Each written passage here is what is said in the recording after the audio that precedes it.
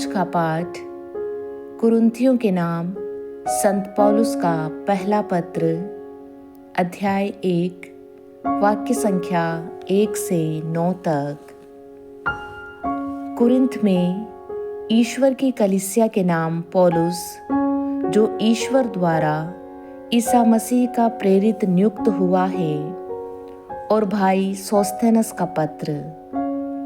आप लोग ईसा मसीह द्वारा पवित्र किए गए हैं और उन सब के साथ संत बनने के लिए बुलाए गए हैं, जो कहीं भी हमारे प्रभु ईसा मसीह अर्थात अपने तथा हमारे प्रभु का नाम लेते हैं।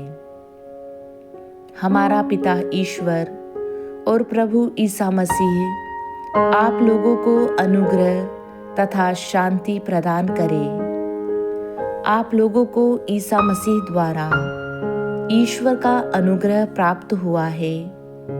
इसके लिए मैं ईश्वर को निरंतर धन्यवाद देता हूँ।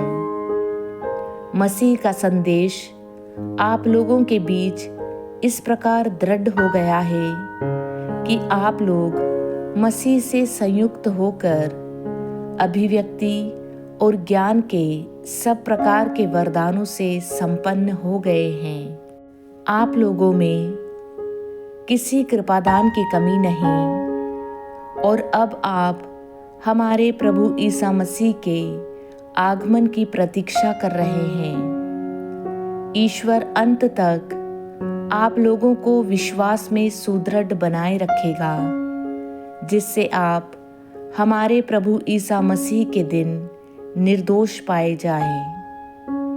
ईश्वर सत्य प्रतिज्ञ है।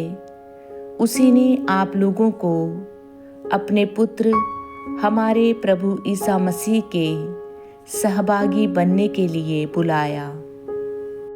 आज का सुसमाचार संत मत्ती अध्याय 24, वाक्य संख्या 42 से 51 तक। इसलिए जागते रहो, क्योंकि तुम नहीं जानते कि तुम्हारे प्रभु किस दिन आएंगे।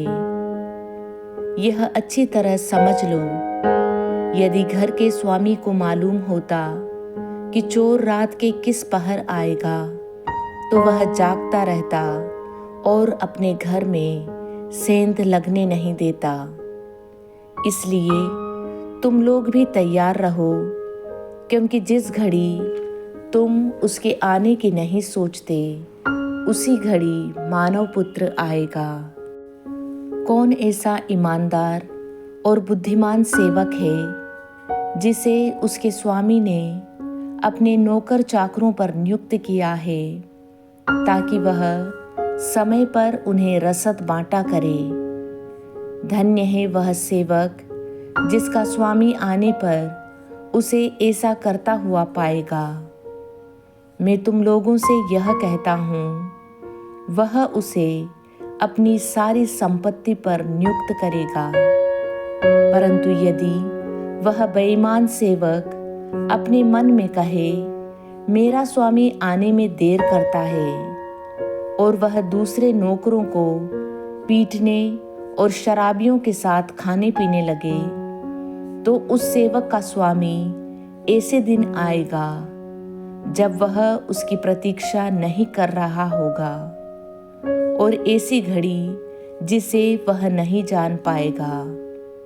तब स्वामी उसे कोड़े लगवाएगा और ढोंगियों को दंड देगा। वहाँ वे लोग रोएंगे और दांत पीसते रहेंगे।